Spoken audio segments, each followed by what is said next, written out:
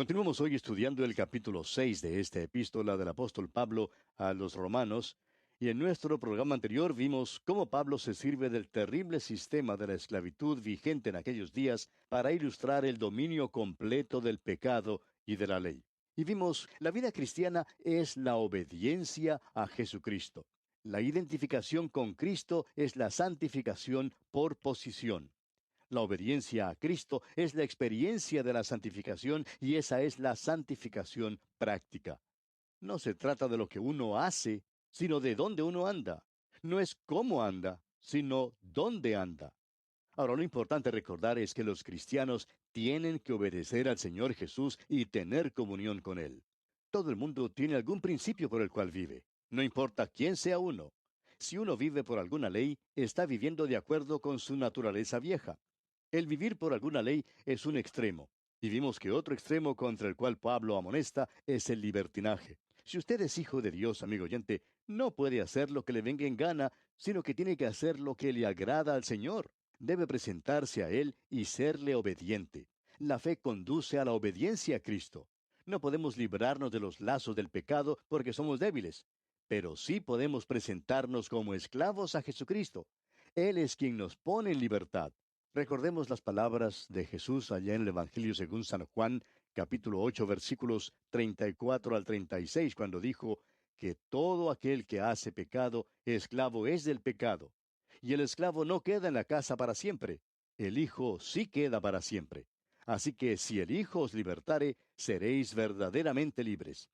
Y lo que Pablo ha estado diciendo hasta aquí en este capítulo 6 de su epístola a los romanos es que a quien quiera que uno obedezca, aquel es su amo. El simplemente decir que uno no mata, no miente, no hace lo malo, no quiere decir que uno esté viviendo la vida cristiana. Solamente significa que uno está viviendo una vida buena. Pero la vida cristiana, amigo oyente, es una vida en la cual uno obedece a Cristo. Y si usted está sirviendo al pecado, entonces usted es esclavo del pecado. Pero si usted está sirviendo a la justicia, entonces usted es esclavo de Cristo. Continuemos ahora leyendo el versículo 17 de este capítulo 6 de la epístola a los romanos. Pero gracias a Dios que aunque erais esclavos del pecado, habéis obedecido de corazón a aquella forma de doctrina a la cual fuisteis entregados. Cuando usted andaba perdido, usted obedecía al pecado. Era natural hacerlo. Un hombre puede vivir una vida ejemplar y puede recibir una medalla y una copa de la Cámara de Comercio y aún así ser esclavo del pecado. Un hombre una vez fue elegido como el ciudadano sobresaliente de cierta comunidad. Pero quienes le conocían daban testimonio de que era el más injurioso y más mal hablado que jamás hayan conocido. Puede haber sido distinguido, pero era muy obvio a quién obedecía. Lo importante, amigo oyente, es que usted obedezca a Cristo. Pablo da gracias a Dios que los creyentes en Roma, que antes eran esclavos del pecado, ahora son entregados a la maravillosa doctrina de la gracia. El contraste es el motivo de dar gracias. Pablo había descubierto que cuando fue salvado, le fue dada una naturaleza nueva que podía obedecer a Cristo. Había pasado por la experiencia de ser nuevo cristiano y de descubrir que no había ningún bien en su vieja naturaleza. Y llegó a la siguiente conclusión, como él lo expresa allá en el capítulo 7 de esta misma epístola a los Romanos, versículo 18, donde dice, y yo sé que en mí, esto es, en mi carne, no mora el bien, porque el querer el bien está en mí, pero no el hacerlo. Pablo quería que los romanos supieran que no hay ningún bien en la vieja naturaleza. Muchos creyentes hoy en día no han descubierto esa verdad. Otro hecho alarmante es que no hay ningún poder en la naturaleza nueva. Y aquí es donde la mayoría de nosotros nos equivocamos. Creemos que porque somos cristianos podemos vivir victoriosos. Pero no podemos porque todavía somos tan débiles como éramos antes de haber sido salvados. Es por eso que es tan necesario caminar por la fe en el poder del Espíritu Santo. Solo el Espíritu de Dios puede producir la vida cristiana victoriosa. Bien, pasemos ahora al versículo 18 de este capítulo 6 de la epístola a los romanos. Y libertados del pecado, vinisteis a ser siervos de la justicia. En otras palabras, hemos sido libertados. El Evangelio nos fue entregado a nosotros y luego nosotros fuimos entregados a este nuevo camino de vida por la gracia. Moisés entregó la ley a Israel, Pero los israelitas fueron entregados a la ley como una regla de vivir. Eran esclavos. Ahora los hombres están entregados a una nueva manera de vivir, la cual conduce a la libertad. Dios lo ha hecho posible para que nosotros podamos vivir la vida cristiana. Ahora, eso no quiere decir que el pecado ha sido erradicado o destruido, pero sí quiere decir que ahora podemos vivir para Dios. En este versículo 18, el apóstol Pablo describe la experiencia de los creyentes romanos. Han sido libertados de la dictadura del pecado. Ahora esto no les da ninguna libertad para vivir como quieran, sino para agradar a aquel que los libertó. Han sido libertados para poder llegar a ser esclavos de Cristo. Y esto no les hace esclavos porque son reyes. El pecado, amigo oyente, no será erradicado de sus vidas, sino hasta cuando sus cuerpos sean redimidos. Y en el versículo 19 dice Pablo, hablo como humano, por vuestra humana debilidad, que así como para iniquidad presentasteis vuestros miembros para servir a la inmundicia y a la iniquidad, así ahora para santificación presentad vuestros miembros para servir a la justicia. Este versículo dice, hablo como humano, es decir, en términos humanos, a causa de las dificultades de aprehensión, de debilidad en vuestra carne, en vuestra naturaleza humana, que así como presentasteis vuestros miembros o vuestras facultades como esclavos a la impureza y al desorden hasta desordenaros, presentadlos igualmente ahora a la justicia para la santidad. Pablo explica aquí por qué usa estas palabras esclavos o siervos. Él parece que casi pide disculpas en estos últimos versículos por usar estas palabras. La esclavitud era cosa común en el Imperio Romano. De entre 120 millones de personas en el Imperio Romano, la mitad eran esclavos. Muchos cristianos eran esclavos. La epístola a Filemón revela que la libertad era una posesión estimada y difícil de obtener. Y ahora Pablo hace uso de esta metáfora familiar que describe como humano. Y esto no quiere decir que no habla por medio de la inspiración divina, sino que está hablando en términos que ellos entenderían. Todo el mundo sabía lo que era un esclavo. Los líderes religiosos se quedaron o se sintieron insultados cuando Jesús sugirió que ellos eran esclavos del pecado. ¿Recuerda usted lo que Jesús les dijo allá en el Evangelio según San Juan, capítulo 8, versículos 31 al 34, a aquellos judíos que creyeron en él? Escuche usted.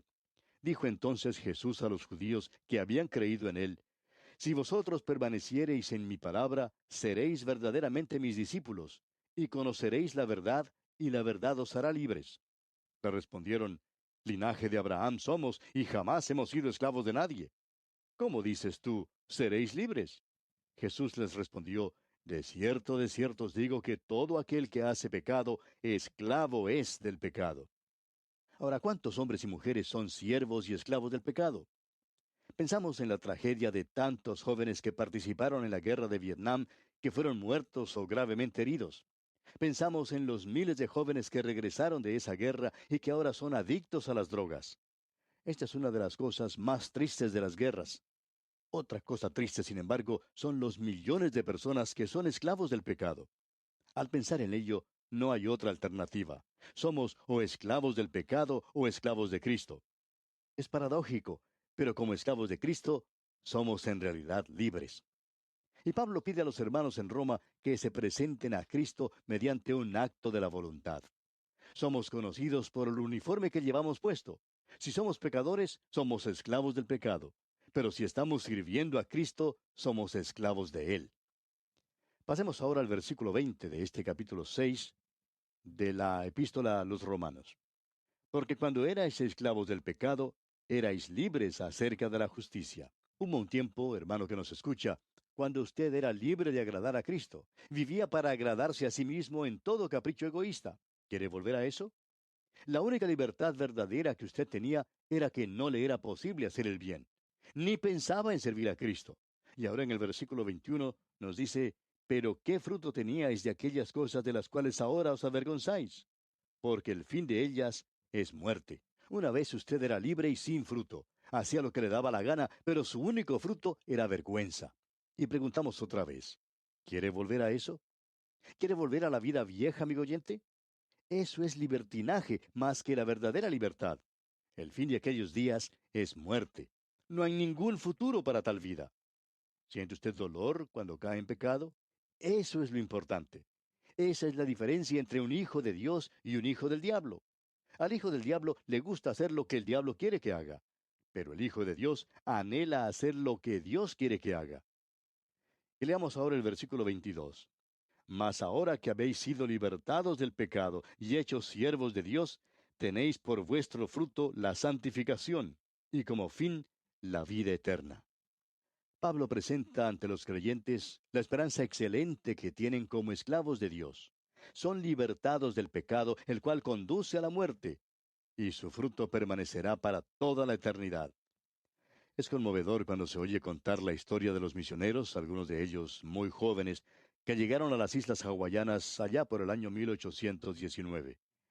Estos misioneros dieron sus vidas alegre y gozosamente al servicio de Jesucristo. Echaron los cimientos del reavivamiento más grande que tuviera lugar en Hawái por más de 150 años. Se ganó almas para Cristo. Hubo fruto, amigo oyente.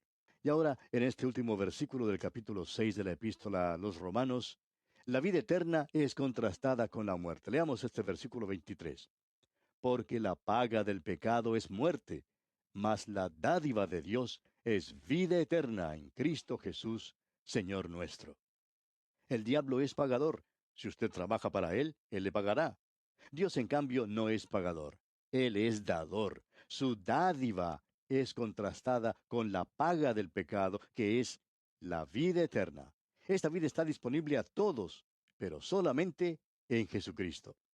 Alguien ha indicado que todo queda contrastado aquí, especialmente la paga con la dádiva de Dios. Hay dos respuestas a la pregunta, ¿vale la pena vivir? Y para el hombre que está sirviendo en el ejército del pecado, vendrá su día de pago. Recibirá exactamente lo que se le debe, pues es su salario. La única moneda corriente de curso legal como paga del pecado es la muerte. Para este hombre no vale la pena vivir. En cambio, el pobre pecador perdido, que ha venido a Cristo para la salvación, ha recibido el don gratuito de felicidad y alegría ahora en esta vida, y también la esperanza gloriosa de la vida eterna con todo lo que ella implica. Nuestra justificación está en Cristo y nuestra santificación también está en Cristo. El doctor Schaeffer da una lista de algunos de los elementos que dan el cuadro completo de la gracia de Dios, los cuales quisiéramos enumerar a continuación. En primer lugar, la gracia no se niega por ser desmerecida. En segundo lugar, la gracia no se puede disminuir por ser desmerecida. En tercer lugar, la gracia no puede contraer una deuda. Cuarto, la gracia no se emplea en el pago justo de una deuda. En quinto lugar, la gracia nunca es el pago excesivo de una deuda. Sexto, la gracia no aparece en los tratos divinos inmediatos con los pecados de los inconversos. Y en séptimo lugar, la gracia no aparece en los tratos divinos inmediatos con los pecados de los salvados. Y permítanos repetir este versículo 23, versículo final de este capítulo 6 de la epístola a los Romanos. Escribe el apóstol Pablo, porque la paga del pecado es muerte, mas la dádiva de Dios es vida eterna en Cristo Jesús, Señor nuestro. Usted, amigo oyente, se salva por medio de la fe. Usted vive por fe. Usted anda por fe. La vida cristiana es un andar, cada momento de la vida, con Cristo Jesús. Y bien, con esto llegamos ahora al capítulo 7 de esta epístola a los Romanos. Hemos intitulado este capítulo 7, Santificación ineficaz. En el capítulo 5 de esta epístola a los Romanos, vimos la santificación potencial. Luego vimos en el capítulo 6 la santificación por posición, que recibimos por medio de nuestra identificación con el Cristo resucitado. Tenemos que reconocer el hecho de que Jesucristo murió, resucitó de los muertos y que está a la diestra de Dios. En esa base debemos presentarnos a Él, dándonos cuenta de que no podemos vivir la vida cristiana por nuestra propia fuerza. Dios quiere vivirla por medio de nosotros y esa es la única manera en que puede ser producida. Algunos expositores en nuestros tiempos han afirmado que todos los creyentes deben pasar por alto este capítulo y que nadie debe vivir según lo que aquí encontramos. En su mayoría, estos son predicadores ambulantes, hombres que van predicando de una iglesia a otra. Viajan de un lugar a otro sin tener que vivir en realidad con los santos. Ahora, el pastor que vive con los santos anhela que muchos de los hermanos bajo su pastorado entren en este capítulo 7 de la epístola a los Romanos. El hombre que luchaba una batalla perdida aquí en este capítulo 7 de esta epístola es el mismo hombre que gana la batalla en el siguiente capítulo, es decir, el capítulo 8. Es el cristiano que lucha, el que está en una posición de oír las nuevas técnicas que Dios ha provisto para vivir la vida cristiana. El capítulo 7 de esta epístola a los romanos no trata la vida cristiana ideal, eso es seguro, pero sí abre el camino a lo mejor de Dios. Muchas almas salvadas tienden la mano para aferrarse a la última esperanza. A veces creen que esa esperanza es la ley. Pero la ley no es un salvavidas, sino más bien un saco de cemento, una pesa que solo puede hundirle más. Los hombres no pueden vivir así. El resultado de esta esperanza en la ley es que hay multitudes de santos hoy en día que están satisfechos de seguir viviendo en un plano espiritual muy bajo y exento de victoria. Están satisfechos de ser santos tristes y falsos, falsos en su modo de vivir. Y Dios no quiere que vivamos así, amigo oyente.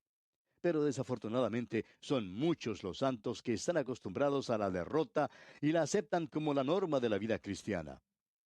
Esperamos que nuestro estudio de este capítulo 7 pueda guiar a muchos santos del esfuerzo vano y vago al lugar amplio del glorioso triunfo que encontramos en el capítulo 8 de esta epístola, triunfo que es posible por medio del Espíritu Santo.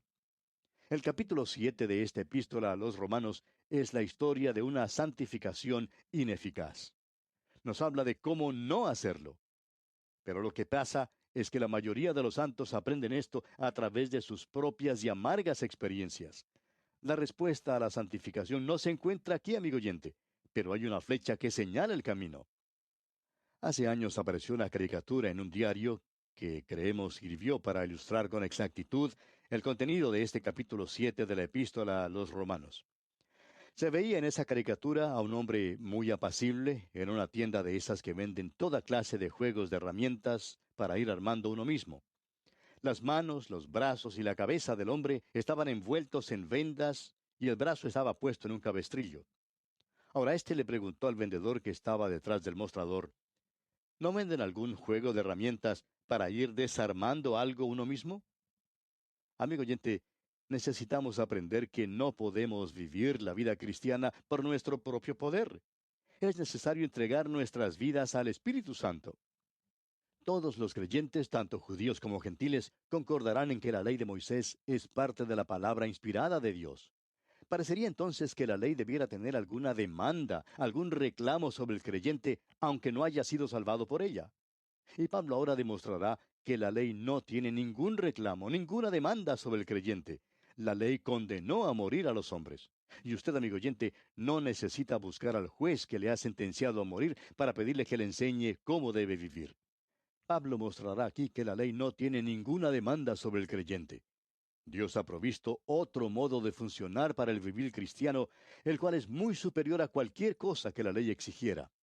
Ahora, si no le fue posible al hombre guardar la ley, entonces una norma más alta tiene que necesariamente estar fuera del alcance del hombre.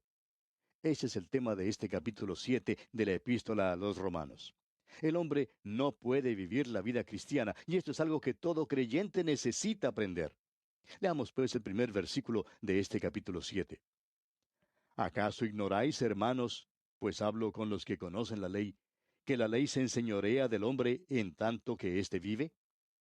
¿Acaso ignoráis? Dice Pablo. Y esa es una expresión que aparece muchas veces en los escritos de Pablo. Alguien ha comentado jocosamente que quizá algunos de los oyentes de Pablo estaban propensos a estar en esa condición de ignorantes. Ahora, hay varios pasajes que contienen alguna forma de la frase ¿no sabéis? Tenemos, por ejemplo, el capítulo 6 de esta epístola a los Romanos, versículo 3, el capítulo 11, versículo 25, también la primera carta a los Tesalonicenses, capítulo 4, versículo 13, la primera carta a los Corintios, capítulo 6, versículos 2, 9 y 19, etcétera. Y todos ellos tienen alguna forma de la frase ¿no sabéis? Ahora, la primera epístola a los Corintios se especializa en esta expresión. Pero en ese caso se supone que los hermanos en Corinto eran ignorantes en verdad. Pablo estaba hablando a los que conocían la ley. Ahora algunos señalan solamente al judío que conocía el sistema mosaico, mientras otros afirman que Pablo quería decirle esto a los romanos que conocían algo del sistema legal de Roma, pues aquel era un gobierno de leyes. La ley tiene autoridad sobre un hombre mientras vive. O sea que la muerte constituye la única liberación de la ley. La ley tiende la mano y lleva a los hombres a todas partes, excepto cuando ellos escapan al reino de la muerte. La ley mosaica recibió un período de prueba de más de 1000 años con la nación de Israel, un pueblo singular. Ellos vivían en una tierra que era amena y propicia para el cumplimiento de la ley, y sin embargo, no lo hicieron. Aun Pedro, hablando a los judíos en Jerusalén, les recordó que ellos habían dejado de guardar la ley. Y ahora Pablo hace uso de otra ilustración, la cual desafortunadamente muchos han tratado de torcer y usar como reglas para el matrimonio y el divorcio.